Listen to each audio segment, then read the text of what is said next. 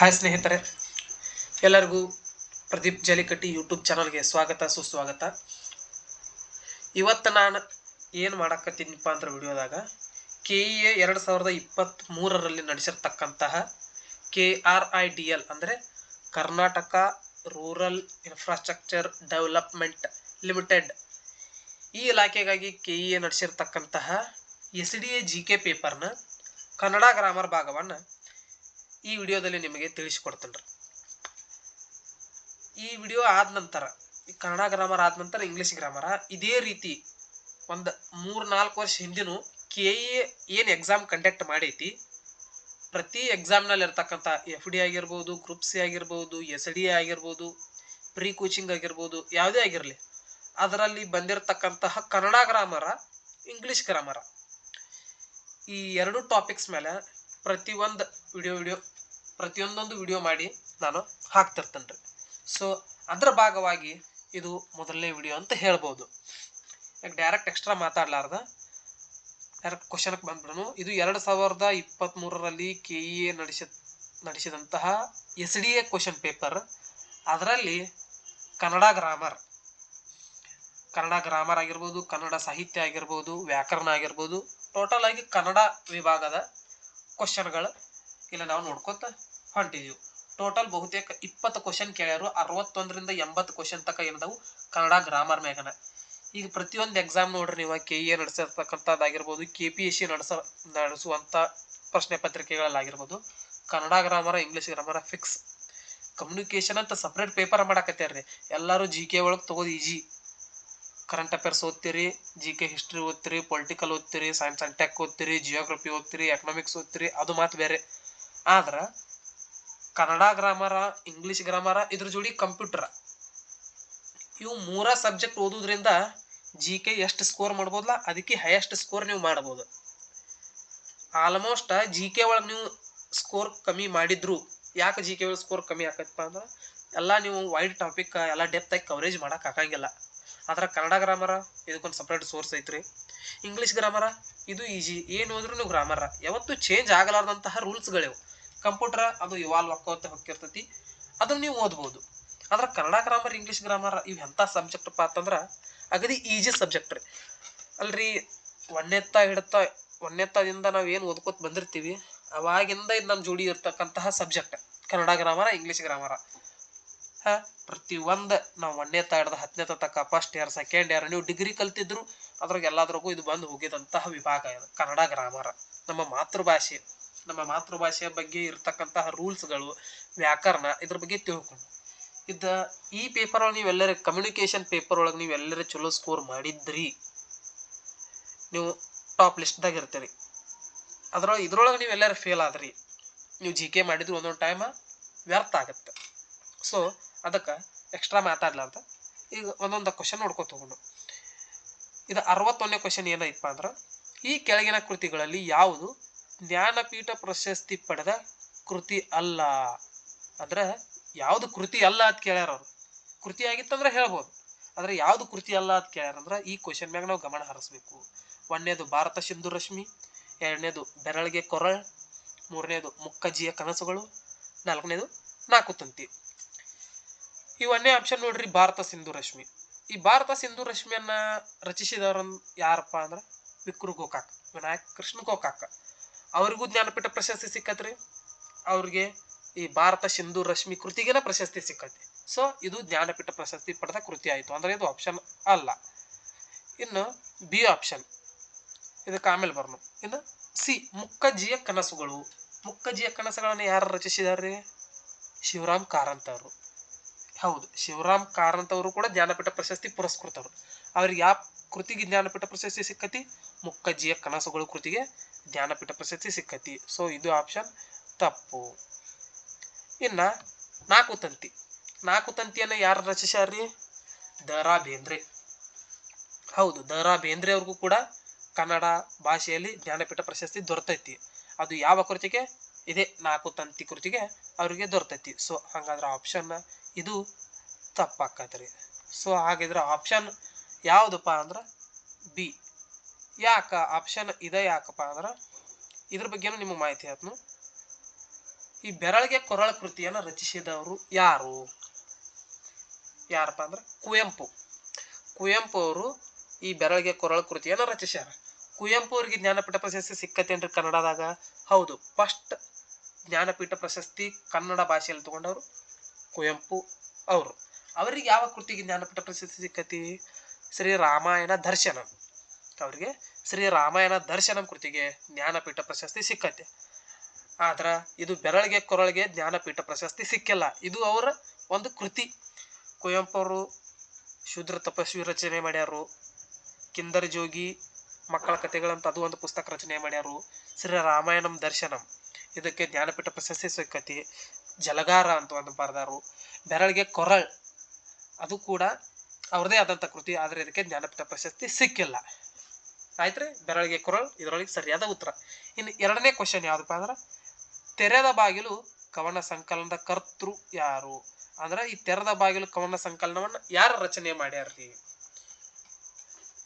ಇದಕ್ಕೆ ಆನ್ಸರ್ ಯಾವ್ದಾಕತ್ತಪ್ಪ ಅಂತಂದ್ರ KS ನರಸಿಂಹಸ್ವಾಮಿ. ಹೌದ್ರಿ, ಶಿವರಾಮ್ ಕಾರಂತ್ ಅವರು ಇದನ್ನ ರಚನೆ ಮಾಡಿಲ್ಲ. ಪೂರ್ಣಚಂದ್ರ ತೇಜಸ್ವಿ ಅವರು ಇದನ್ನ ರಚನೆ ಮಾಡಿಲ್ಲ. GS ಶಿವರುದ್ರಪ್ಪ ಅವರು ಕೂಡ ಇದನ್ನ ರಚನೆ ಮಾಡಿಲ್ಲ. ಆದ್ರ KS ನರಸಿಂಹ ಸ್ವಾಮಿ ಅವರು ಈ ಕೃತಿಯನ್ನ ರಚನೆ ಮಾಡಿದಾರ್ರಿ. ನಿಮಗೆ ಅನಿಸ್ಬೋದು ಇವೆಲ್ಲ ಎಲ್ಲಿ ಓದ್ಬೇಕು, ಎಲ್ಲಿ ಸಿಗ್ತಾವ ಇದೆಲ್ಲ ಒಂದೇ ಸೋರ್ಸ? ಇದಕ್ಕೆಲ್ಲ ಇರುವಂತಹ ಒಂದೇ ಒಂದು ಅಲ್ಟಿಮೇಟ್ ಸೋರ್ಸ್ ಏನಂದ್ರ ಗೋರ್ಮೆಂಟ್ ಹೇಳಿರ್ತೈತಿ. ನಿಮಗೆ ಒಂದು ಮಾತು ಹೇಳ್ಬೇಕಂದ್ರೆ actually government question paper leak ಮಾಡ್ತೈತಿ. ಹೆಂಗ ಲೀಕ್ ಮಾಡ್ತೈತಿಪ್ಪ ಅಂತಂದ್ರ ನೀವು 6ನೇ ತದಿಂದ 12ನೇ ತನಕ ಏನು ನೀವು ಕನ್ನಡ ಭಾಷಾ ಪಠ್ಯ ಪುಸ್ತಕ ಏನಿರ್ತೈತಿ ಅದರೊಳಗೆ ಇರ್ತಕ್ಕಂತಹ ವ್ಯಾಕರಣ, ಗ್ರಾಮರ, ಹಿಂದಿನ ಕವಿ ಪರಿಚಯ ಇವನು ಓದ್ಕೊಂಡ್ರಂದ್ರ ಆಲ್ಮೋಸ್ಟ್ 90% ಅದರೊಳಗಿಂದ ಕ್ವಶನ್ ಬರ್ತಾವ್ರಿ. ಹೌದು, ಸೊ ಈ ತೆರೆದ ಬಾಗಿಲು ಕವನ ಸಂಕಲನದ ಕರ್ತೃ KS ನರಸಿಂಹಸ್ವಾಮಿ. ಇಲ್ಲಿ ನೋಡ್ರಿ, ಇದೊಂದು ಹೊಸ ರೀತಿಯಾದಂತಹ ಕ್ವಶನ್ ಐತಿ. ದಾರಿಲಿ ಹೋಗೋ ದೊರೆ ಸನ್ಯಾಸಿಗೆ ಕೆಂಪು ಮುಂಡಾಸು, ಈ ಒಗಟನ್ನ ಬಿಡಿಸಿ. ಅಂದ್ರ ಒಂದು ಒಗಟು ಕೊಟ್ಟಾರ್ರಿ. ಆಡು ಭಾಷೆಯಲ್ಲಿ ನಾವೇನು ಯೂಸ್ ಮಾಡ್ತೀವಲ್ಲ ಆ ರೀತಿ ಒಂದು ಒಗಟ ಕೊಟ್ಟಾರು. ಆ ಒಗಟಕ್ಕ ಉತ್ತರ ಕೊಡ್ರಿ ಅಂತ ಹೇಳ್ಯಾರ. ಆಪ್ಷನ್ ಯಾವ್ಯಾವ್ದಾವ್ರಿ? ನಾಯಿ ಐತಿ, ಮೇಕೆ ಐತಿ, ಬೆಕ್ಕು ಐತಿ, ಹುಂಜ ಐತಿ. ಈಗ ನೋಡ್ರಿ, ಇದನ್ನ ಒಗಟ ತಿಳ್ಕೊರಿ. ದಾರಿಲಿ ಹೋಗೋ ದೊರೆ ಸನ್ಯಾಸಿಗೆ ಅಂದ್ರೆ ದಾರಿ ಒಳಗ್ ತಿರ್ಗಾಡುವಂತ ಪ್ರಾಣಿ. ನಾಯಿನೂ ತಿರ್ಗಾಡ್ತೈತ್ರಿ, ಮೇಕೆನೂ ತಿರ್ಗಾಡ್ತೈತಿ, ಬೆಕ್ಕು ತಿರ್ಗಾಡ್ತೈತಿ, ಹುಂಜು ತಿರ್ಗಾಡ್ತೈತಿ. ಆದ್ರ ಇಲ್ಲೊಂದು ಅವ್ರೊಂದು ಪದ ಕೊಟ್ಟಾರ ನೋಡ್ರಿ, ಕೆಂಪು ಮುಂಡಾಸು. ಮುಂಡಾಸ್ ಅಂದ್ರ ತಲಿ ಮ್ಯಾಗ ಸುತ್ತಕೊಳ್ಳುವಂತಹ ಒಂದು ಅರಿಬಿ. ಆ ರೀತಿ ತಲಿ ಮ್ಯಾಗ ಯಾವ ಪ್ರಾಣಿ ಕೆಂಪು ಕಲರ್ದ ಅರಿಬಿ ಸುತ್ತಕೊಂಡಿರ್ತೈತಿ? ಅರಿಬಿ ಸುತ್ತಕೊಂಡಿರ್ತೈತಿ ಅಂತ ಅದರ ಅರ್ಥ ಏನ? ತಲಿ ಮ್ಯಾಗ ಕೆಂಪು ರೀತಿಯಾದಂತ ಕೆಂಪು ಕಲರ್ದ ಕೆಂಪು ಬಣ್ಣದ ಒಂದು ಏನಾರ ಅದರಲ್ಲಿ ದೇಹದ ರಚನೆ ಇರ್ತೈತಿ. ಅದು ಯಾವ್ದ? ನಾಯಿಗೆ ಇರಂಗಿಲ್ಲ, ಮೇಕೆಗೂ ಇರಂಗಿಲ್ಲ, ಬೆಕ್ಕಗೂ ಇರಂಗಿಲ್ಲ, ಹುಂಜಕ್ ನೋಡ್ಯಾರ ನೀವು? ಹುಂಜಕ್ಕ ಈ ರೀತಿ ತಲಿ ಮ್ಯಾಗ ಈ ರೀತಿ ಒಂದು ಕೆಂಪದ ಇದು ಬಂದಿರ್ತೈತ್ರಿ. ಅದನ್ನ ಈ ಒಗಟಿನ ರೂಪದಲ್ಲಿ ಹೇಳ್ಯಾರು. ಸೊ ಅದಕ್ಕೆ ಇದಕ್ಕೆ ಆನ್ಸರ ಹುಂಜ. ಆಯ್ತ್ರಿ. ಇನ್ನು 64ನೇ ಕ್ವಶನ್ ಏನಪ್ಪಾ ಅಂದ್ರ ಆಶ್ಚರ್ಯ ಪದಕ್ಕೆ ಸೂಚಿಸುವ ಚಿಹ್ನೆ ಯಾವುದು? ಆಶ್ಚರ್ಯ ಪದಕ್ಕೆ ಸೂಚಿಸುವ ಚಿಹ್ನೆ ಆಪ್ಷನ್ ಎ ಕೊಟ್ಟಾರ್ರಿ, ಆಪ್ಷನ್ ಬಿ ವಿವರಣೆ ಚಿಹ್ನೆ ಕೊಟ್ಟಾರ್ರಿ, ಆಪ್ಷನ್ ಸಿ ಪ್ರಶ್ನಾರ್ಥಕ ಚಿಹ್ನೆ ಕೊಟ್ಟಾರು, ಆಪ್ಷನ್ ಡಿ ಉದ್ಗಾರವಾಚಕ ಚಿಹ್ನೆನು ಕೊಟ್ಟಾರ್ರಿ. ಈಗ ಆಶ್ಚರ್ಯ ಎಂಬ ಪದ ಏನನ್ನು ಸೂಚಿಸ್ತತಿ ಹೇಳ್ರಿ ನೀವು? ಆಶ್ಚರ್ಯ ಎಂಬ ಪದ ಆಕ್ಚುಲಿ ಅದನ್ನ ಸೂಚಿಸ್ತೈತ್ರಿ. ಏನ? ಆಶ್ಚರ್ಯಚಕಿತವಾಗುವುದು, ಏನಾರ ಒಂದು ನೋಡ್ಲಾರದ ಘಟನೆ, ಏನಾರ ಒಂದು ಕೇಳಾರದ ಶಾಕಿಂಗ್ ನ್ಯೂಸ್ ಅಂತ ಗೊತ್ತೈತಲ್ರಿ, ಆ ರೀತಿ ಕೇಳಿದಾಗ ಆಶ್ಚರ್ಯ ಆಕತಿ. ಅವಾಗ ಕನ್ನಡ ವ್ಯಾಕರಣದೊಳಗ ಆಶ್ಚರ್ಯ ರೀತಿಯಾದಂತಹ ಶಾಕಿಂಗ್ ನ್ಯೂಸ್ ಈ ರೀತಿಯಾದಂತಹ ಘಟನೆಗಳಿಗೆ ಯಾವಾಗಲೂ ನಾವು ಯಾವ್ದು ಯೂಸ್ ಮಾಡ್ತೀವಿ? ಉದ್ಗಾರವಾಚಕ ಚಿಹ್ನೆಯನ್ನು ನಾವು ಯೂಸ್ ಮಾಡ್ತೀವಿ.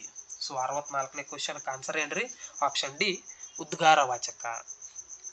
ಇನ್ನ ಇಲ್ಲಿ ಹೊಂದಿಸಿವ್ರಿ ಅಂತ 65ನೇ ಕ್ವಶನ್ ಕೇಳ್ರಿ. ಇದು ಎಷ್ಟು ಈಸಿ ಕ್ವಶನ್ ಅಂದ್ರೆ ಎಲ್ಲರಿಗೂ ಗೊತ್ತಿರ್ತದ್ರಿ. ಏನು ಓದ್ಲಾರ್ದಾರ್ಗು ಇದಕ್ಕೂ ಓದೋ ಅವಶ್ಯಕತೆ ಇಲ್ಲ. ಇಂಥ ಕ್ವಶನ್ಗೆ ಕಾಮನ್ ಸೆನ್ಸ್ ಯೂಸ್ ಮಾಡ್ಬೇಕು. ಆದ್ರೂ ಕಾಮನ್ ಸೆನ್ಸ್ ಯೂಸ್ ಮಾಡ್ರು ಇಲ್ಲೊಂದು ಸ್ವಲ್ಪ ಮಿಸ್ಟೇಕ್ ಮಾಡು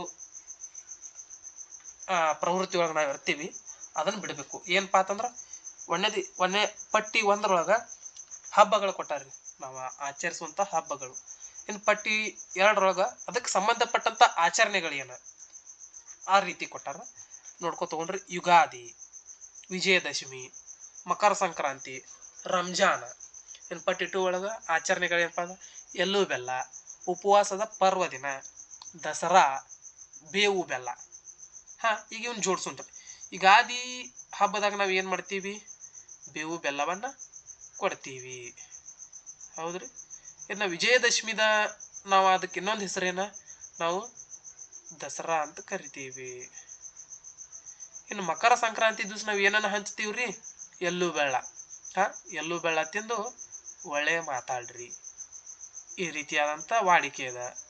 ಇನ್ನು ರಂಜಾನ ಉಪವಾಸದ ಪರ್ವದಿನ. ಮುಸಲ್ಮಾನರು ರಂಜಾನ ತಿಂಗಳಲ್ಲಿ ಒಂದು ತಿಂಗಳು ಉಪವಾಸ ಇರ್ತೈತ್ರಿ ಅವ್ರದ್ದು, ರೋಜಾ ಅಂತ ಕರಿತೀವಿ. ಆ ರೋಜಾವನ್ನ ಮುಸಲ್ಮಾನರು ಮಾಡ್ತಾರೆ. ಅಂದ್ರೆ ಇದಕ್ಕೆ ಸರಿಯಾದಂತಹ option ಯಾವ್ದ್ರಿ? Option D, P4 Q3 R1 S2. ಈ ರೀತಿ ಈಸಿ ಕ್ವಶನ್ ನೋಡ್ರಿ. ಇಂಥ ಒಟ್ಟು ಯಾವಾಗಲೂ ಚಾನ್ಸ್ ಮಿಸ್ ಮಾಡ್ಕೋಬಾರ್ದು. ಇನ್ನು ಈ ಕಡೆ 66ನೇ ಕ್ವಶನ್, ವಾರಿಧಿ ಪದದ ಸಮಾನಾರ್ಥಕ ಪದ ಯಾವುದು? ಯಾವ್ದ್ರಿ? ವಾರಿಧಿ. ವಾರಿಧಿ ಪದದ ಸಮಾನಾರ್ಥಕ ಪದ ಯಾವ್ದಪ್ಪ ಅಂತಂದ್ರ ಆಪ್ಷನ್ ಎ ಸಮುದ್ರ, ಆಪ್ಷನ್ ಬಿ ಕುಸುಮ, ಆಪ್ಷನ್ ಸಿ ಅಂಬರ, ಆಪ್ಷನ್ ಡಿ ವಾಣಿ. ಆಪ್ಷನ್ ಬಿ ಕುಸುಮ ಅಂದ್ರೆ ಇದು ವಾರಿಧಿ ಪದಗೆ ಸಮಾನಾರ್ಥಕ ಪದ ಆಗುದಿಲ್ಲ. ಅಂಬರ ಅಂದ್ರೆ ಏನ್ರಿ? ಆಕಾಶ. ವಾಣಿ ಅಂದ್ರೆ ನುಡಿಯುವುದು, ಹೇಳುವುದು. ಆದ್ರ ಸಮುದ್ರ ವಾರಿಧಿ ಪದದ ವಿವಿಧ ಅರ್ಥಗಳ ನಾನಾರ್ಥಗಳು ಏನೇನು, ಅದರ ಸಮಾನಾರ್ಥಕಗಳೇನು? ಸಮುದ್ರ, ಸಾಗರ, ಈ ರೀತಿಯಾದಂತ ಅರ್ಥ ಬರ್ತೈತೆ. ಅಂದ್ರೆ ಆಪ್ಷನ್ ಯಾವ್ದ್ರಿ? 66 ಎ ಸಮುದ್ರ. ವಾರಿಧಿ ಪದದ ಸಮಾನಾರ್ಥಕ ಪದ ಸಮುದ್ರ. ಇನ್ನು ಅದೇ ರೀತಿ ಕ್ವಶನ್ ಕೇಳ್ರಿ 67ನೇದ, ಶಶಿ ಪದಕ್ಕೆ ಸಮಾನಾರ್ಥಕ ಪದ ಯಾವುದು? ಆಪ್ಷನ್ ಎ ಜಡ, ಆಪ್ಷನ್ ಬಿ ಅನಲ, ಆಪ್ಷನ್ ಸಿ ಚಂದ್ರ, ಆಪ್ಷನ್ ಡಿ ಅವನಿ. ಜಡ ಅಂದ್ರೆ ಏನ್ರಿ? ಜಡತ್ವ, ನಿಶ್ಚಲ, ಏನು ಮಾಡ್ಲಾರ್ದಂತ ಸ್ಥಿತಿ. ಅನಲ ಬಿ ಆಪ್ಷನ್, ಸಿ ಆಪ್ಷನ್ ಚಂದ್ರ, ಡಿ ಆಪ್ಷನ್ ಅವನಿ. ಅವನಿ ಅಂದ್ರ ಭೂಮಿ ಆಕತ್ರಿ. ಈಗ ಶಶಿ ಅಂದ್ರೆ ಏನ್ರಿ? ಶಶಿ ಪದದ ಅರ್ಥ ಚಂದ್ರ, ಚಂದಿರ, ಚಂದ್ರಾಮ್ ಅಂತ ನಾವೇನ್ ಕರಿತೀವಿ, ಅದು ಶಶಿ ಪದಕ್ಕೆ ಇರುವಂತಹ ಸಮಾನಾರ್ಥಕ ಪದ. ಅಂದ್ರೆ ಆಪ್ಷನ್ ಯಾವ್ದಾಕತ್ರಿ? ಆಪ್ಷನ್ ಸಿ ಚಂದ್ರ ಇದಕ್ಕೆ ಸಮಾನಾರ್ಥಕ ಪದ ಆಕತಿ. ಇಲ್ಲಿ ಬರ್ತೈತಿ ನೋಡ್ರಿ 68ನೇ ಕ್ವಶನ್, ಮಡಿ ಪದಕ್ಕೆ ನಾನಾರ್ಥಗಳನ್ನ ತಿಳಿಸಿರಿ ಅಂತ ಹೇಳ್ತೈತಿ. ಆಪ್ಷನ್ ಎ ದುಡಿ, ನಡಿ, ಆಪ್ಷನ್ ಬಿ ಶುದ್ಧ, ನಿಧಾನ ಅಂತ ಕೊಟ್ಟಾರ, ಆಪ್ಷನ್ ಸಿ ಯುದ್ಧ ಮತ್ತು ಸಾವು ಅಂತ ಕೊಟ್ಟಾರು, ಆಪ್ಷನ್ ಡಿ ಮಾಡು ಅಲ್ಲ ಬಿಡು. ಅಂದ್ರ ಮಡಿ ಪದಕ್ಕೆ ಇರುವಂತಹ ಬೇರೆ ಬೇರೆ ಅರ್ಥಗಳು, ಮಡಿ ಪದಕ್ಕೆ ಇರುವಂತಹ ಬೇರೆ ಬೇರೆ ಅರ್ಥಗಳು. ಈಗ ದುಡಿ, ನಡಿ, ಮಡಿ ಪದಕ್ಕ ದುಡಿ ಪದಕ್ಕ ಏನೋ ಸಂಬಂಧನೇ ಇಲ್ಲ. ಇನ್ನ ಯುದ್ಧ, ಸಾವು. ಮಡಿ ಅಂದ್ರ ಸಾವು, ನಿಧನ, ಮರಣ. ಆದ್ರ ಯುದ್ಧ ಅನ್ನೋದು ಮಡಿ ಪದಕ್ಕೆ ಬರಂಗಿಲ್ಲ. ಯುದ್ಧದಲ್ಲಿ ಸಾವಾಕತಿ, ಆ ಸಾವಿಗೆ ಮಡಿ ಪದ ಅನ್ಬಹುದು, ಆದ್ರ ಯುದ್ಧ ಮಡಿ ಆಗಂಗಿಲ್ಲ. ಇನ್ನ ಮಾಡು, ಬಿಡು, ಇದಕ್ಕ ಹತ್ರ ಕೂಡ ಅದು ಬರುವುದಿಲ್ಲ. ಅಂದ್ರ ಆಪ್ಷನ್ ಬಿ ಮಡಿ ಅಂದ್ರೆ ಏನ್ರಿ? ನಿಧನ ಅಂದ್ರ ಸಾಯುವುದು. ಅದ್ರ ಇನ್ನೊಂದು ಅರ್ಥ ಶುದ್ಧ. ಈಗ ಮನೆ ಅಂತಿರ್ತಾರಲ್ರ, ಮಡಿಲೆ ಪೂಜೆ ಮಾಡ್ಬೇಕು, ಮಡಿಲೆ ದೇವ್ರಿಗೆ ಹೋಗ್ಬೇಕು, ಅಂದ್ರ ನಾವು ಸ್ವಚ್ಛವಾಗಿರ್ಬೇಕು, ಶುದ್ಧವಾಗಿರ್ಬೇಕು ಅನ್ನುವಂತಹ ಅರ್ಥವನ್ನ ಇದು ನೀಡತೈತಿ. ಇನ್ನು 69ನೇ ಕ್ವಶನ್, ಹಿಮಾಲಯ ಯಾವ ನಾಮ? ಹಿಮಾಲಯ ಯಾವ ನಾಮ ಅಂತ ಕೇಳ್ಯಾರ. ಅಂದ್ರ ರೂಢನಾಮ, ಅಂಕಿತ ನಾಮ, ಅನ್ವರ್ಥಕ ನಾಮ, ಸಂಖ್ಯಾವಾಚಕ ನಾಮ. ಹಿಮಾಲಯ ಅನ್ನೋದು ಏನ್ರಿ ಪೈಲಾದಿಂದ ಕರ್ಕೊಂಡ್ ಬಂದೈತೆ? ಇಲ್ಲ. ಹಿಮಾಲಯ ಅನ್ನೋದು ಒಂದು ಪರ್ವತಗಳ ಶ್ರೇಣಿ ಅದ, ಅದಕ್ಕ ಹೆಸರು ಇಟ್ಟದೀವಿ ನಾವು. ಈ ರೀತಿಯಾದಂತಹ ಇದು ಪರ್ವತಗಳ ಶ್ರೇಣಿ ಐತಿಪ್ಪ, ಇದಕ್ಕೆ ಹಿಮಾಲಯ ಅಂತ ನಾವು ಕರಿತೀವಿ. ಅದ ಹಿಮಾಲಯದ ವಿವಿಧ ಪರ್ವತ ಶ್ರೇಣಿಗಳ ನಾವು ಕಾರಾಕೋರಂ ಅಂತ ಕರಿತೀವಿ, ಜಸ್ಕರ್ ಶ್ರೇಣಿ ಅಂತ ಕರಿತೀವಿ. ಆಮೇಲೆ ಇಲ್ಲಿ ದಕ್ಷಿಣ ಭಾರತದಾಗ ವಿಂಧ್ಯ ಪರ್ವತಗಳಂತ ಕರಿತೀವಿ, ಅರಾವಳಿ ಬೆಟ್ಟಗಳಂತ ಕರಿತೀವಿ. ಅಂದ್ರೆ ನಾವು ಇಟ್ಟಂತಹ ಹೆಸರಿಗೆ ನಾವು ಯಾವ ನಾಮ ಅಂತೀವ್ರಿ? ಅಂಕಿತ ನಾಮ. ಎಸ್, ಹಿಮಾಲಯ ಯಾವ ನಾಮ ರೀ? ಹಿಮಾಲಯ ಅನ್ನೋದು ಅಂಕಿತ ನಾಮ ನೋಡ್ರಿ. ಇನ್ನ ನದಿ 70ನೇ ಕ್ವಶನ್, ನದಿ ಈ ಪದವು ಯಾವ ನಾಮ ಅಂತ ಕೇಳ್ಯಾರ.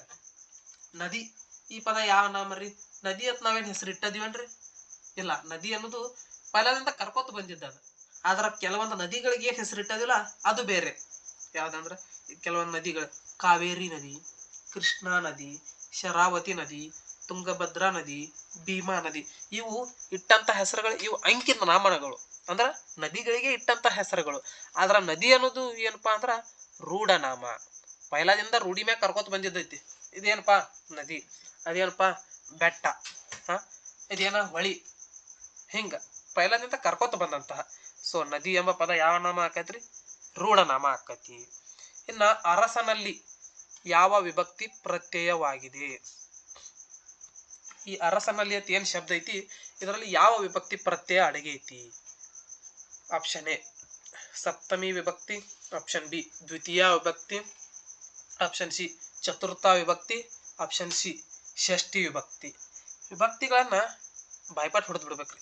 ಹಳೆಗನ್ನಡ ವಿಭಕ್ತಿ ಪ್ರತ್ಯಯಗಳು, ಹೊಸಗನ್ನಡ ವಿಭಕ್ತಿ ಪ್ರತ್ಯಯಗಳು ಅಂದ್ರೆ ಪ್ರಥಮವು ದ್ವಿತೀಯ ಅನ್ನು, ತೃತೀಯ ಇಂದ, ಚತುರ್ಥಿ ಗೆ ಇಗೇಕ್ಕೆ, ಪಂಚಮಿ ದಿಶೆಯಿಂದ, ಷಷ್ಠಿ ಅ, ಸಪ್ತಮಿ ಅಲ್ಲಿ.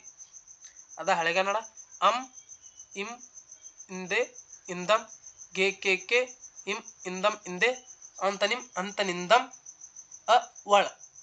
ಈ ರೀತಿ ನಾವು ನೆನಪಿಟ್ಕೊಂಡ್ಬಿಡ್ಬೇಕ್ರಿ. ಇವು ಬಾಯ್ಪಾಟ್ ಹೊಡೆದು ಬಿಡ್ಬೇಕ್ರಿ. ನಾನು 10th ಇದ್ದಾಗ 10ನೇ ತಕ್ಕ ಕಲಿತನೆ ನಾವು ಬಾಯ್ಪಾಟ್ ಇಟ್ಟಿದ್ರಿ ಇದನ್ನು. ಅವಾಗಿಂದ ಬಾಯ್ಪಾಟ್ ನೆನಪ ಉಳಿದ್ಬಿಟ್ಟಾವ. ಈ ಒಂದೇ ನೋಡ್ರಿ, ಸಪ್ತಮಿ ವಿಭಕ್ತಿ ಪ್ರತ್ಯಯ ಯಾವ್ದ? ಅಲ್ಲಿ. ಸಪ್ತಮಿ ವಿಭಕ್ತಿ ಪ್ರತ್ಯಯ ಯಾವ್ದ? ಅಲ್ಲಿ ಬರ್ತೈತ್ರಿ. ಸ್ವಲ್ಪ ಇದು ಮೂಡಾಕ ಪ್ರಾಬ್ಲಮ್ ಆಕತಿ ನೋಡ್ರಿ. ದ್ವಿತೀಯ, ಪ್ರಥಮವು ದ್ವಿತೀಯ ಅನ್ನು.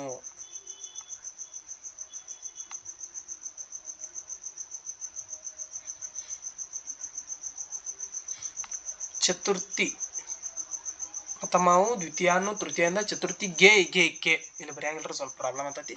ಚತುರ್ಥಿ ಗೆ ಇಗೆ ಕೆ. ಷಷ್ಠಿ ಅ ಅ ಅಂದ್ರೆ ಅರಸನ ಅಟ್ಟ ಬಂದಿತ್ತು ಷಷ್ಠಿ. ಇಲ್ಲೇ ಅಲ್ಲಿ ಅರಸನ ಪ್ಲಸ್ ಅಲ್ಲಿ ಅಂದ್ರೆ ಇಲ್ಲಿ ಹೊಡಿಬೇಕ್ರಿ. ಅರಸನ ಪ್ಲಸ್ ಅಲ್ಲಿ ಅಂದ್ರೆ ಅಲ್ಲಿ. ಸಪ್ತಮಿ ವಿಭಕ್ತಿ ಪ್ರತ್ಯಯ. ಆಪ್ಷನ್ ಎ ಸಪ್ತಮಿ ವಿಭಕ್ತಿ ಪ್ರತ್ಯಯ ಆಗ್ತೈತ್ರಿ. ಇನ್ನು 72ನೇದ ನಗದೆ. ಈ ಪದದ ಅವ್ಯಯವನ್ನು ಗುರುತಿಸಿ. ಅವ್ಯಯ ಅಂದ್ರ ಕೃದಂತಾವ್ಯಯ ಬರ್ತಾವು, ತದಿತಾಂತಾವ್ಯಯ ಬರ್ತಾವು. ಆದ್ರೆ ಇದ್ರೊಳಗೆ ಏನು ಆಪ್ಷನ್ ಕೊಟ್ಟಾರ ಹೇಳ್ರಿ? ಭೂತ ಕೃದಂತ ಅವ್ಯಯ, ವರ್ತಮಾನ ಕೃದಂತಾವ್ಯಯ, ನಿಷೇಧಾರ್ಥಕ ಕೃದಂತಾವ್ಯಯ, ಭಾವಲಕ್ಷಕ ಕೃದಂತಾವ್ಯಯ. ನಗದೆ ಅನ್ನೋದು ಏನು ಅಲ್ಲಿ ಕ್ವಶನ್ ಮಾರ್ಕ್ ಕೊಟ್ರಂದ್ರ, ನಗದೆ ಅಂದ್ರ ನೀನು ನಗಂಗಿಲ್ಲ, ಏನಾರ ಒಂದು ಮಾಡಲ್ಲ ನಗದೆ, ಓಹೋ ಅವನು ನಗಲಾರ್ದ ಸುಮ್ಮಾದ. ಈ ರೀತಿ ಅರ್ಥ ಬರುದಕ್ಕ ಇದು ನಿಷೇಧಾರ್ಥಕ ಕೃದಂತಾವ್ಯಯ ಆಗ್ತದ್ರಿ. ಯಾವ್ದಕ್ಕತಿ? ನಿಷೇಧಾರ್ಥಕ ಕೃದಂತಾವ್ಯಯ. ಇನ್ನು ಮುಂದಿನ ಕ್ವಶನ್ ನೋಡೋಣ. 78ನೇದು ಅಲ್ಲ 73ನೇದು. ನ ನ ಮ ಈ ಅಕ್ಷರಗಳು ಏನಪ್ಪಾ? ಆಪ್ಷನ್ ಎ ಸ್ವರಗಳು, ಆಪ್ಷನ್ ಬಿ ಒತ್ತಕ್ಷರಗಳು, ಆಪ್ಷನ್ ಸಿ ಅನುನಾಸಿಕಗಳು, ಆಪ್ಷನ್ ಡಿ ಯೋಗವಾಹಕಗಳು. ಕನ್ನಡ ಗ್ರಾಮರ್ ಒಳಗೆ ನಾವು ಫಸ್ಟ್ ಕಲಿದ ಇದಾರೆ ಸ್ವರಗಳು, ವ್ಯಂಜನಗಳು, ಯೋಗವಾಹಕಗಳು ಮೂರ. ಅದರ ಸ್ವರಗಳ ಒಳಗೆ ಏನೇನು ಬರ್ತಾವಪ್ಪ ಅಂದ್ರೆ ಅಲ್ಪ ಪ್ರಾಣ ಸ್ವರಗಳು, ಮಹಾಪ್ರಾಣ ಸ್ವರಗಳು. ವ್ಯಂಜನ ಒಳಗೆ ಏನೇನು ಬರ್ತಾವಪ್ಪ ಅಂದ್ರೆ ವ್ಯಂಜನಗಳು, ಅದಾಗಂತಲೇ ವರ್ಗೀಯ ವ್ಯಂಜನ, ಅವರ್ಗೀಯ ವ್ಯಂಜನ, ಅನುನಾಸಿಕಗಳು ಅಂತ ಬರ್ತಾವ್ರಿ. ಸೊ ಈ ನ ನ ಮ ಇವೆಲ್ಲ ಅನುನಾಸಿಕಗಳು. ಕ ಕ ಗ ಗ ನ್ಯ ಅದು ಅನುನಾಸಿಕ, ನ್ಯ ಅನ್ನೋದು. ಚ ಚ ಜ ಜ ನ್ಯ ಅದು ನ್ಯ ಅನ್ನೋದು ಅನುನಾಸಿಕ. ತ ತ ದ ದ ನ ಅದು ಅನುನಾಸಿಕ. ಟ ಟ ಡ ಡ ನ ಅದು ಅನುನಾಸಿಕ. ಪ ಪ ಬ ಬ ಮ ಇದು ಕೂಡ ಅನುನಾಸಿಕ. ಅಂದ್ರೆ ವ್ಯಂಜನಗಳಲ್ಲಿ ಬರ್ತಕ್ಕಂತಹ 5ನೇ ಅಕ್ಷರ ಏನೈತಿ ಅದು ಎಲ್ಲ ಕೂಡ ಅನುನಾಸಿಕಗಳು ಅಕ್ಕಾವ್ರಿ. ಇನ್ನು ವಿಜಯೋತ್ಸವ ಯಾವ ಸಂಧಿಗೆ ಉದಾಹರಣೆ? ವಿಜಯೋತ್ಸವ ಯಾವ ಸಂಧಿಗೆ ಉದಾಹರಣೆ? ನೋಡ್ರಿ, ಕನ್ನಡ ಗ್ರಾಮರ್ ಕಲಿಬೇಕಂದ್ರೆ ಈ ಸ್ವರಗಳು, ವ್ಯಂಜನಗಳು ಇವೆಲ್ಲ ಕಲಿತು ಸಂಧಿಗಳು ಪರ್ಫೆಕ್ಟ್ ಮಾಡಲೇಬೇಕು. ಈಗಿನ ಟೈಮ್ದಾಗ ಕ್ವಶನ್ ಹೆಂಗೆ ಬರತ್ತಾವಂದ್ರ, ಇದರ ಕೆಳಗಿನವುಗಳಲ್ಲಿ ಕನ್ನಡ ಸಂಧಿಗೆ ಸಂಬಂಧಿಸಿದ ಪದ ಯಾವುದು, ಸಂಸ್ಕೃತ ಸಂಧಿಗೆ ಸಂಬಂಧಿಸಿದ ಪದ ಯಾವುದು, ಸ್ವರ ಸಂಧಿ ಯಾವುದು, ವ್ಯಂಜನ ಸಂಧಿ ಯಾವುದು. ಪೈಲಾಕ ಸೋಮ ಒಂದು ಶಬ್ದ ಕೊಟ್ಟಿದ್ ಯಾವ ಸಂಧಿ ಇದೇನ್ ಕೇಳ್ಯಾರ ಹಿಂಗೆ ಕೇಳ್ತಿದ್ರ. ಈಗ ಇನ್ನ ಡೆಪ್ತ್ ಹೊಂಟಾರ ಅವರು. ಏನಪ್ಪಾ ಅಂದ್ರ ಈ ಕೆಳಗಿಂದ ಕನ್ನಡ ಸಂಧಿ ಆಕತ್ತೀವ್, ಕನ್ನಡ ವ್ಯಂಜನ ಸಂಧಿ ಆಕತ್ತೀವ್, ಕನ್ನಡ ಸಂಸ್ಕೃತ ಸ್ವರ ಸಂಧಿ ಆಕತ್ತೀವ್. ಅಂದ್ರ ಕನ್ನಡ ಪದಗಳು ಸೇರಿ ಕನ್ನಡ ಸಂಧಿ ಆಕತ್ರಿ. ಸಂಸ್ಕೃತ ಪದಗಳು ಸೇರಿ ಸಂಸ್ಕೃತ ಆಕೈತಿ. ವ್ಯಂಜನ ಸೇರಿ ವ್ಯಂಜನ, ಸ್ವರ ಸೇರಿದಾಗ ಮಾತ್ರ ಸ್ವರ ಸಂಧಿ ಆಕತ್ರಿ. ಸ್ವರ ವ್ಯಂಜನ ಸೇರಿದಾಗೂ ವ್ಯಂಜನ ಸಂಧಿ, ಮತ್ತು ವ್ಯಂಜನ ಸ್ವರ ಸೇರಿದಾಗೂ ವ್ಯಂಜನ, ಈ ರೀತಿ ಬೇರೆ ಬೇರೆ ಬೇರೆ ಬೇರೆ ಆದಂಥ ಗ್ರಾಮರ್ದಾಗ ರೂಲ್ಸ್ ಇದಾವ್ರಿ. ಅವನ್ನೆಲ್ಲ ಪರ್ಫೆಕ್ಟ್ ಮಾಡ್ಕೋಬೇಕು. ಮುಂದೆ ನಾ ಬೇಕಾದ್ರೆ ಅವನು ಟಾಪಿಕ್ ಮಾಡ್ತಾನೆ. ನೀವು ಕ್ವಶನ್ ಪೇಪರ್ ಅನಾಲಿಸಿಸ್ ಆಗತ್ಲೆ, ಕನ್ನಡ ಗ್ರಾಮರ್ ಇಂಗ್ಲೀಷ್ ಗ್ರಾಮರ್ ಅಂತಲೇ ಬೇಕಾದ್ರೆ ಅವನು ಟಾಪಿಕ್ ಮಾಡ್ತೀನಿ. ನೀವು ಆ ಟಾಪಿಕ್ ಬೇಕಾದ್ರೆ ನನಗೆ ಕಮೆಂಟ್ ಮಾಡಿರಿ, ಈ ಟಾಪಿಕ್ ಸರ್ ನಮಗೆ ಗೊತ್ತಾಗುತ್ತೆ, ಇದ್ರ ಕನ್ಫ್ಯೂಷನ್ ಐತಿ, ಈ ರೀತಿ ಈ ಟಾಪಿಕ್ ನಮಗೆ ಮಾಡಿಕೊಡ್ರಿ ಅಂತ ನಾನು ಮಾಡಿಕೊಡ್ತೀನಿ. ಅದ್ರೊಳಗೆ ಈಗ ಒಂದೇದು ಇದು ವಿಜಯೋತ್ಸವ ಯಾವ ಸಂಧಿಗೆ ಉದಾಹರಣೆ, ಇದನ್ನು ಬಿಡಿಸಿ ಬರಿಬೇಕು. ಇಲ್ಲಿ ಬರ್ದಾರ ನೋಡ್ರಿ, ವಿಜಯ ಪ್ಲಸ್ ಉತ್ಸವ. ಓತ್ಸವ ಆಗಂಗಿಲ್ರಿ, ವಿಜಯ ಪ್ಲಸ್ ಉತ್ಸವ. ಇದನ್ನ ತಪ್ಪು ಬರ್ದಾರ ಅವ್ರ, ಇದು ತಪ್ಪೈತಿ. ವಿಜಯ ಪ್ಲಸ್ ಉತ್ಸವ ಇದು ಯಾವ ಸಂಧಿ ಆಕೈತಪ್ಪ ಅಂದ್ರೆ ಗುಣಸಂಧಿ. ಗುಣಸಂಧಿದು ಒಂದು ರೂಲ್ಸ್ ಏನೈತೆ ಹೇಳ್ರಿ, ಆಕಾರಗಳಿಗೆ ಆಕಾರಗಳಿಗೆ ಊಕಾರಗಳು ಬಂದಾಗ ಓ ಅನ್ನೋದು ಒಂದು ಶಬ್ದ ಅಲ್ಲಿ ಸಂಧಿಯ ರೂಪದಲ್ಲಿ ಬರ್ತೈತಿ. ಯಾವ್ದ್ರಿ? ಆಕಾರಗಳಿಗೆ ಊಕಾರಗಳು. ಅದ್ರೊಳಗ ಈ 3 ತರ ರೂಲ್ಸ್ ಬರ್ತಾವ ಅದೊಂದು ಗುಣಸಂಧಿ ಒಳಗೆ. ಆಕಾರಗಳಿಗೆ ಈ ಕಾರಗಳು ಪರವಾದರೆ ಅವೆರಡರ ಸ್ಥಾನದಾಗ ಏಕಾರ ಬರ್ತೈತಿ. ಆಕಾರಗಳಿಗೆ ಊಕಾರಗಳು ಪರವಾದರೆ ಅವೆರಡರ ಸ್ಥಾನದಾಗ ಓಕಾರ ಬರ್ತೈತಿ. ಆಕಾರಗಳಿಗೆ ರೂಕಾರ ಪರವಾದರೆ ಅವೆರಡರ ಸ್ಥಾನದಾಗ ಅರ್ಕಾರ ಬರ್ತೈತಿ. ಇದನ್ನ ನಾವು ಗುಣಸಂಧಿ ಅಂತ ಕರಿತೀವಿ. ಅಂದ್ರ ವಿಜಯ ಪ್ಲಸ್ ಉತ್ಸವ, ವಿಜಯೋತ್ಸವ. ಮಹಾ ಪ್ಲಸ್ ಉತ್ಸವ, ಮಹೋತ್ಸವ. ಒಂದೇದು ರೂಲ್ಸ್ ಹೇಳ್ಬೇಕಂದ್ರೆ ಅದ್ರ ಆಕಾರಗಳಿಗೆ ಈ ಕಾರಗಳು ಬಂದಾಗ ಏಕಾರ ಅಂದ್ರ ದೇವ ಪ್ಲಸ್ ಇಂದ್ರ ದೇವೇಂದ್ರ, ಮಹಾ ಪ್ಲಸ್ ಈಶ ಮಹೇಶ. ಇನ್ನು ರೂಕಾರ ಕಾರ್ಕಾರ ಬರ್ಬೇಕಂದ್ರೆ ರಾಜ ಪ್ಲಸ್ ಋಷಿ ರಾಜರ್ಷಿ, ಮಹಾ ಪ್ಲಸ್ ಋಷಿ ಮಹರ್ಷಿ. ಈ ರೀತಿ ಬರ್ತೈತಿ. ಇದು ತಿಳಿತ್ರಿ. ಇನ್ನು 75ನೇ ಕ್ವಶನ್, ಕ್ರಿಯಾಪದದ ಮೂಲ ರೂಪವನ್ನ ಗುರುತಿಸಿ. ಕ್ರಿಯಾಪದದ ಮೂಲ ರೂಪ ಏನಂತಪ್ಪ ಅಂದ್ರ ಧಾತು. ಕ್ರಿಯಾಪದದ ಮೂಲ ರೂಪವನ್ನ ನಾವು ಧಾತು. ನಾಮಪದದ ಮೂಲ ರೂಪ ನಾಮ ಪ್ರಕೃತಿ. ನಾಮಪದದ ಮೂಲ ರೂಪ ಏನಾಕತ್ರಿ? ನಾಮ ಪ್ರಕೃತಿ ಆಕತಿ. ಕ್ರಿಯಾಪದದ ಮೂಲ ರೂಪ ಧಾತು. ಈ ರೀತಿ ನಾವು ಎಲ್ಲ ನೆನಪಿಟ್ಕೋಬೇಕು. ಇನ್ನು ಮುಂದಿಂದ ಇದು ಅಲಂಕಾರ ಒಳಗೆ ಕ್ವಶನ್ ಕೇಳ್ಯಾರ. 2 ವಸ್ತುಗಳಿಗೆ ಪರಸ್ಪರವಾಗಿ ಇರುವ ಹೋಲಿಕೆಯ ಅಲಂಕಾರ ಯಾವುದು ಅಂತ ಕ್ವಶನ್ ಕೇಳ್ದಂಗ. 2 ವಸ್ತುಗಳಿಗೆ ಇರುವ ಪರಸ್ಪರ ಹೋಲಿಕೆ. ಆಪ್ಷನ್ ಎ ರೂಪಕ ಅಲಂಕಾರ ಕೊಟ್ಟಾರ್ರಿ, ಆಪ್ಷನ್ ಬಿ ಉಪಮಾ ಅಲಂಕಾರ, ಆಪ್ಷನ್ ಸಿ ಉತ್ಪ್ರೇಕ್ಷ ಅಲಂಕಾರ, ಆಪ್ಷನ್ ಡಿ ದೃಷ್ಟಾಂತ ಅಲಂಕಾರ ಅಂತ ಕೊಟ್ಟಾರ್ರಿ. ನಿಮ್ಗೆ ಇದ್ರ ಆನ್ಸರ್ ಯಾವ್ದಪ್ಪ ಅಂತಂದ್ರೆ ಉಪಮಾ ಅಲಂಕಾರ. ಉಪಮಾ ಅಲಂಕಾರದ ರೂಲ್ಸ್ ಏನೈತ್ರಪ್ಪ ಅಂದ್ರೆ 2 ವಸ್ತುಗಳಲ್ಲಿ ಪರಸ್ಪರ ಇರುವ ಹೋಲಿಕೆಯನ್ನ ಇದು ತಿಳಿಸ್ತೈತಿ. ಇದನ್ನ ನಾವು ಉಪಮಾ ಅಲಂಕಾರ ಅಂತ ಕರಿತೀವಿ. ಇನ್ನು ರೂಪಕ ಅಲಂಕಾರ ಏನ್ ಬರ್ತೈತಿ ಅಂದ್ರ ಉಪಮಾನ ಮತ್ತು ಉಪಮೇಯಗಳೆರಡು ಒಂದೇ ಅಂತ ಹೇಳ್ತೈತ್ರಿ ರೂಪಕ ಅಲಂಕಾರ. ಅಂದ್ರ ಹೋಲಿಕೆಗೆ ಗುರಿಯಾಗುವ ಮತ್ತು ಹೋಲಿಸುವ ವಸ್ತು ಇವೆರಡು ಒಂದೇ, ಅಂದ್ರೆ 2 ಒಂದೇ, ಇವು ಬೇರೆ ಬೇರೆ ಅಲ್ಲ ಅಂತ ಹೇಳ್ತೈತಿ. ಇನ್ನು ಉತ್ಪ್ರೇಕ್ಷ ಅಲಂಕಾರದ ರೂಲ್ಸ್ ಏನೈತಪ್ಪ ಅಂದ್ರ ಒಂದು ಪದಾರ್ಥವನ್ನ ಅಥವಾ ಸನ್ನಿವೇಶವನ್ನ ಬೇರೊಂದನ್ನಾಗಿ ಭಾವಿಸಿ ಇಲ್ಲ ನಾವು ಕಲ್ಪಿಸಿಕೊಂಡು ವರ್ಣಿಸಿದರೆ ಅದನ್ನು ಉತ್ಪ್ರೇಕ್ಷ ಅಲಂಕಾರ ಅಂತೀವಿ.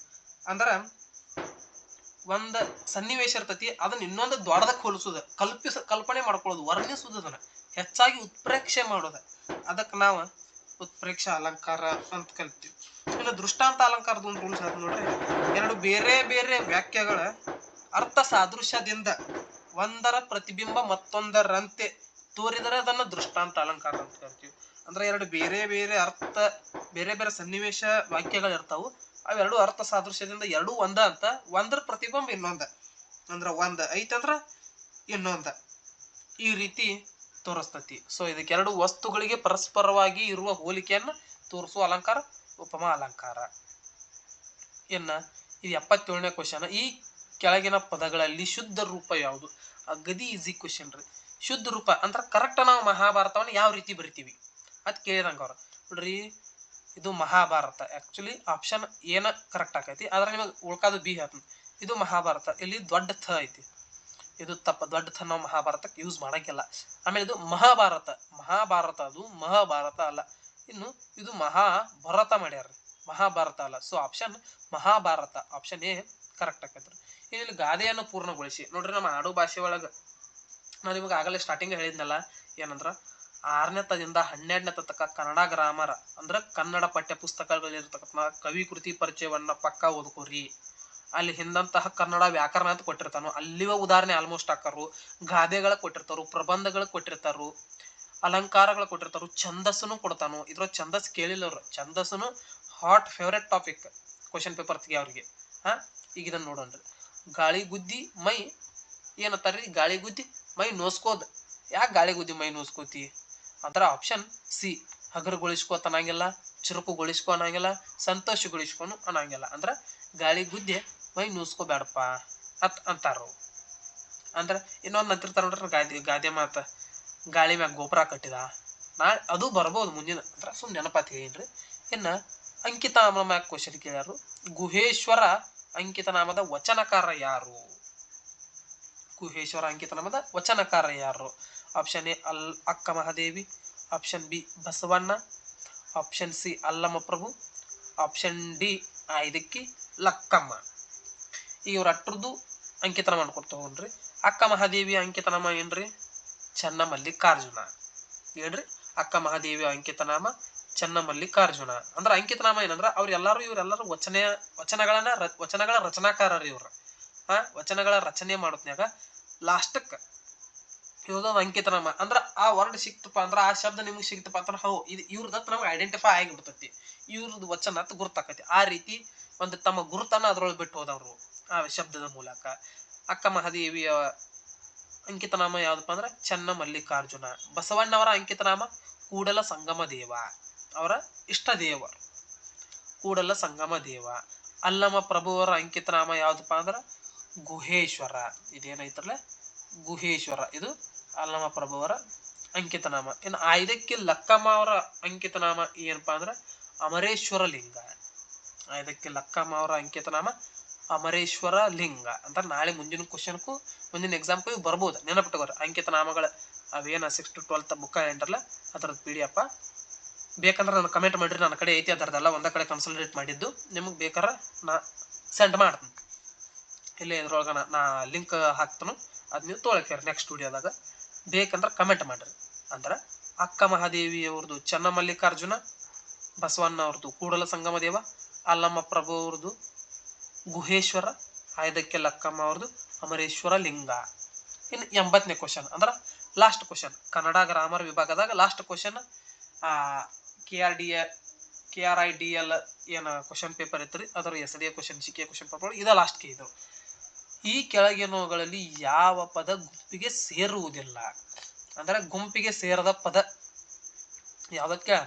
ಆಪ್ಷನ್ ಎ ಕನಜ, ಆಪ್ಷನ್ ಬಿ ಅನುಜ, ಆಪ್ಷನ್ ಸಿ ಅಗ್ರಜ, ಆಪ್ಷನ್ ಡಿ ತನುಜ. ಇದು ನಿಮಗೆ ನೋಡ್ರ ಯಾವ್ದತ್ತ ಆನ್ಸರ್ ಮಾಡಾಕು ಆಗುದಿಲ್ಲ ಅಲ್ರಿ. ಕನಜ, ಅನುಜ, ಅಗ್ರಜ, ತನುಜ ಇವೇನ್ಪಾ ಏನ್ ಕೇಳ್ಯಾರು ಅಂತ ಅನಸ್ತತಿ. ಆದ್ರ ನಿಮ್ಗೆ ಈ ಪದಗಳ ಮೂಲ ಅರ್ಥ ಗುರುತಿತ್ತಂದ್ರ ಆರಾಮ್ ಈಜಿ ಆಗಿ ನೀವು ಇದನ್ನ ಕ್ವಶನ್ ಬಿಡಿಸ್ಬಹುದು. ಕನಜ ಪದದ ಅರ್ಥ ಏನಪ್ಪಾ ಅಂದ್ರ ಧಾನ್ಯಗಳನ್ನ, ದವಸ ಧಾನ್ಯಗಳನ್ನ ಸಂಗ್ರಹಣೆ ಮಾಡುವಂತಹ ಒಂದು ಪಾತ್ರೆ, ವಸ್ತು ಏನಾರೇ ಆಗಿರ್ಬೋದು, ಅದನ್ನ ಕನಜ ಅಂದ್ರ ಸಂಗ್ರಹಣೆ ಮಾಡೋದಕ್ಕೆ ಕನಜ ಅಂತಾರ. ಅನುಜ ಅಂದ್ರ ಏನಪ್ಪಾ ಅಂದ್ರ ತಮ್ಮ, ತಂಗಿ ಅಂದ್ರ ಸಂಬಂಧ ಬಗ್ಗೆ ಹೇಳ್ತೈತಿ. ಅಗ್ರಜ ಅಂದ್ರ ಅಣ್ಣ, ದೊಡ್ಡವ್ರ, ನಮ್ಗಿಂತ ದೊಡ್ಡವ್ ನಮ್ಮ ಮನ್ಯಾಗ ಅಗ್ರಜ. ಭೀಮ ಯುಧಿಷ್ಠಿರ ಹೇಳ್ತಾನ, ಇವ್ರು ನಮ್ಮ ಅಗ್ರಜ. ಅಂದ್ರ ಯುಧಿಷ್ಠಿರ ಭೀಮನ, ಅರ್ಜುನನ, ನಕುಲ ಸಹದೇವ ಅವರ ಅಗ್ರಜ. ಪಾಂಡವರಲ್ಲಿ ಅಗ್ರಜ ಯಾರಪ್ಪ ಅಂದ್ರ ಯುಧಿಷ್ಠಿರ ಅಂತ ಹೇಳ್ತಾರ. ಇನ್ನು ತನುಜ, ತನುಜ ಅಂದ್ರ ಸಂಬಂಧಿಕರು, ಬೇಕಾದವರು. ಇದು ಸಂಬಂಧವನ್ನು ಹೇಳ್ತೈತಿ. ಅಂದ್ರ ಅನುಜ ಪದವು ಕೂಡ ಸಂಬಂಧವನ್ನು ಹೇಳ್ತೈತಿ, ಅಗ್ರಜ ಪದವು ಕೂಡ ಸಂಬಂಧವನ್ನು ಹೇಳ್ತೈತಿ, ತನುಜ ಪದವು ಕೂಡ ಸಂಬಂಧವನ್ನ ಹೇಳ್ತೈತಿ. ಆದ್ರ ಕನಜ ಪದ ಧಾನ್ಯಗಳು, ಈ ಧಾನ್ಯಗಳನ್ನ, ದವಸ ಧಾನ್ಯಗಳನ್ನ ಸಂಗ್ರಹ ಮಾಡೋದ್ರ ಬಗ್ಗೆ ಹೇಳ್ತೈತಿ. ಸೊ ಇದರ ಉತ್ತರ ಆಪ್ಷನ್ ಎ ಕನಜ. ಇದು ಗುಂಪಿಗೆ ಸೇರದ ಪದ. ಹೌದ್ರಿ. ನೋಡ್ರಿ ಸ್ನೇಹಿತರ, ಟೋಟಲ್ ಇಲ್ಲಿ ತಕ 80 ಅಂದ್ರೆ 61ರಿಂದ 80 20 ಕ್ವಶನ್ ಅನ್ನ ನಾವು ಬಿಡಿಸಿದೀವಿ. ಪೂರ್ತಿ ಕನ್ನಡ ಗ್ರಾಮರ್ SDA ಅಲ್ಲಿ ನಡೆದಿರ್ತಕ್ಕಂತಹ SDA ಪೇಪರ್ ನಲ್ಲಿ ಕೇಳಿರ್ತಕ್ಕಂತಹ ಕನ್ನಡ ಗ್ರಾಮರ್ ನೋಡ್ರಿ. ಆಲ್ಮೋಸ್ಟ್ ನನಗೆ ಅನಿಸಿದ ಮಟ್ಟಿಗೆ ಇವು ಈಜಿ ಇದ್ದು. ಯಾಕಪ್ಪ ಅಂದ್ರ ನಾ ಆಲ್ರೆಡಿ ಓದಿದ್ದೆ, ಇವು ನನಗೆ ಗುರ್ತಿದ್ದಿದ್ದು. ಅಂದ್ರೆ ಓದ್ಕೋತಿರ್ತೀವ್ರಲ್ಲ ಅವಾಗ ಇವು ಎಲ್ಲ 10th ಲೆವೆಲ್ ರೀ, ಇವ ಭಾಳ ಹೈ ಲೆವೆಲ್ ಅಲ್ದಿವ. ಎಲ್ಲ ಪದಗಳು ಕೆಲವೊಂದು 2-3 ಅಷ್ಟ ಅವ್ಯಯಗಳು. ಈಗ ಅನುಜ, ತನುಜ, ಅಗ್ರಜ, ಕನಜ ನೋಡ್ರಲ್ಲ, ಇಂಥವು ಸ್ವಲ್ಪ ಟಫ್ ಅನ್ನಿಸ್ತಾವು. ಆದ್ರೆ ನೀವು 6ನೇ ತನಕ 12ನೇ ತನಕ ಕನ್ನಡ ಗ್ರಾಮರ ಓದ್ರಿ. ಇನ್ನು ಅದಕ್ಕೆ ಇವೆಲ್ಲಕ್ಕಿಂತ ಟಾಪ್ ಆ್ಯಂಡ್ ಟಾಪ್ ಒಂದು ಕನ್ನಡ ಗ್ರಾಮರ್ ಬುಕ್ ಐತಿ. ಅದನ್ನು ಮುಂದಿನ ವಿಡಿಯೋ ಮಾಡಿದಾಗ ನಿಮ್ಗೆ ಬೇಕಂತಂದ್ರೆ ಅದನ್ನು ಹೇಳ್ತೀನಿ, ಕಮೆಂಟ್ ಮಾಡಿರಿ ಅಂತ ಹೇಳ್ತಾ, ಈ ವಿಡಿಯೋ ನಿಮ್ಗೆ ಇಷ್ಟ ಆಗಿತ್ತಂದ್ರೆ ದಯವಿಟ್ಟು ಲೈಕ್ ಮಾಡಿರಿ, ಶೇರ್ ಮಾಡಿರಿ, ಸಬ್ಸ್ಕ್ರೈಬ್ ಮಾಡಿರಿ. ಆದಷ್ಟು ನಿಮ್ಮ ಜೋಡಿ ಯಾರ್ಯಾರು ಓದ್ತಿರ್ತಾರಲ್ಲ ಅವ್ರಿಗೂ ಶೇರ್ ಮಾಡಿರಿ, ಅವರು ನೋಡ್ವಲ್ರಕತ್ತ. ನೀವು ನಮಗೆ ಸಪೋರ್ಟ್ ಮಾಡ್ರೆ ಇದೇ ರೀತಿ ನಾವು ವಿಡಿಯೋ ಮಾಡ್ಕೊತ ತಕ್ಕೊಂಡು. ಇನ್ನು ನೆಕ್ಸ್ಟ್ ವಿಡಿಯೋ ಇದರೊಳಗಿಂದನ ಏನು ಕ್ವಶನ್ ಪೇಪರ್ ಐತಿ, ಇದರೊಳಗಿಂದ ಇಂಗ್ಲೀಷ್ ಗ್ರಾಮರ್ಗೆ ಸಂಬಂಧಪಟ್ಟಂತಹ ಕ್ವಶನ್ ಅಲ್ಲ ಇಲ್ಲ ಇದ್ರಲ್ಲ 81ರಿಂದ ಏನು ಲಾಸ್ಟ್ 100 ತನಕ ಇದೇನು ಇಂಗ್ಲೀಷ್ ಕೇಳಾರಲ್ಲ, ಇದೇ ಇಂಗ್ಲೀಷ್ ಟೋಟಲ್ 20 ಕ್ವಶನನ್ನು ಬಿಡಿಸ್ತೇನೆ ರೀ. ಸೊ ಅದಕ್ಕೆ ನಿಮ್ಮ ಸಪೋರ್ಟ್ ಇರಲಿ. ಈ ವಿಡಿಯೋನ ನೋಡ್ರಿ, ನೀವು ಓದ್ರಿ, ಒಂದು 2 ಸಲ ನೋಡಿ ನಿಮಗೂ ತಲೆ ಹಾಕ್ಕೊಂಡಿರ್ತಾವೆ. ಅಂದ್ರೆ ನಾ ಎಲ್ಲ ಬರೀ ಅದಕ್ಕೆ ಯಾವ್ದು ಆಪ್ಷನ್ ಕರೆಕ್ಟ್ ಐತೆ ಅದೊಂದ ನಾನು ಹೇಳಿಲ್ಲ. ಆ 4 ABCD ಆಪ್ಷನ್ಗಳು ಎಲ್ಲದ್ರ ಬಗ್ಗೆನೂ ನಿಮಗೆ ಹೇಳಿಕೊಟ್ಟನಿ. ಅಂದ್ರೆ ಈ ರೀತಿ ಅನಾಲಿಸಿಸ್ ಮಾಡೋದ್ರಿಂದ ಇವತ್ತು ಗುಣಸಂಧಿದು ಕೇಳೇನಂದ್ರೆ ನಾಳೆ ಆಗಮ ಸಂಧಿದು ಕೇಳ್ಬೋದು, ನಾಳೆ ಲೋಪ ಸಂಧಿದು ಕೇಳ್ಬೋದು. ಈಗ ಕ್ರಿಯಾಪದದ ಮೂಲ ರೂಪ ಧಾತು ಕೇಳೋಣ, ನಾಳೆ ನಾಮಪದದ ಮೂಲ ರೂಪ ಯಾವ್ದಾದ್ರು ಕೇಳ್ಬೋದು. ಸೊ ಅದಕ್ಕೆ ಈ ವಿಡಿಯೋ ನೋಡ್ರಿ, ಲೈಕ್ ಮಾಡ್ರಿ, ಶೇರ್ ಮಾಡ್ರಿ, ಸಬ್ಸ್ಕ್ರೈಬ್ ಮಾಡ್ರಿ. ಎಲ್ಲರಿಗೂ ಧನ್ಯವಾದಗಳು.